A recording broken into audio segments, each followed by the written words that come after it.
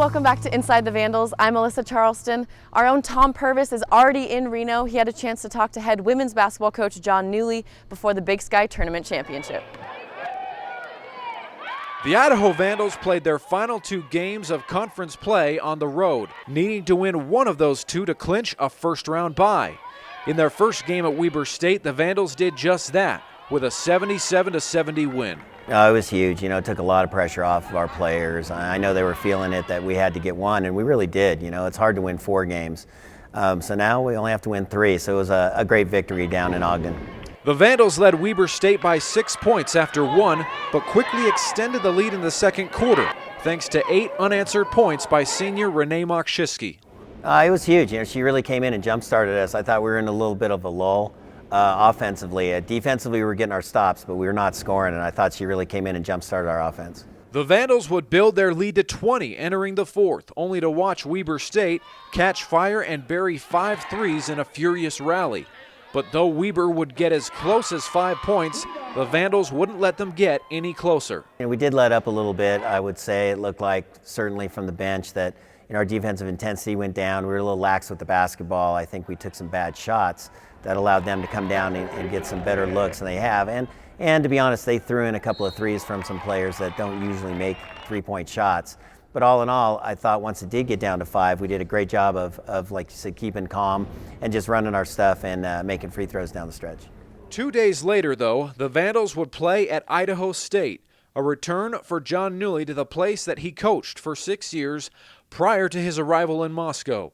Things didn't go the Vandals' way in an 89-68 loss. We lost our composure again in Reed Gym. The crowd was on us, on me, on everybody, and I think it kind of took us out of our game. But defensively, I thought we came out with a real lack of intensity, night and day from the Weber game, 2 days before. Idaho State's offense started fast, while the Vandals' defense struggled to match their intensity. They shoot good enough in that gym as it is, even when you're playing tough defense, and to just allow them to get in a flow. You could see, 12 was in her flow, Epiphany Woods got in her flow, and then 22, who doesn't make threes, starts making threes, and it kind of became contagious, but we let them get in that flow, and that was disappointing to me. Despite the loss, Newlee reminded his team that the true prize awaited the following week at the Big Sky Tournament. Well, I said, hey, look, this game's in the rearview mirror already. We got our bye. That's what we wanted against Weber. We'd love to have played a little better for sure in Pocatello, but we didn't. I said, hey, now we just got to go back. It's kind of, I told them it reminds me of when those guys were freshmen, Allie and Christina and Connie. We came in 3rd in the league, and we hadn't beaten Utah State or Seattle U and rolled through them in the tournament. So it kind of reminds me of that with the 2 top seeds have already beaten us this year. So maybe we'll get a little deja vu this week.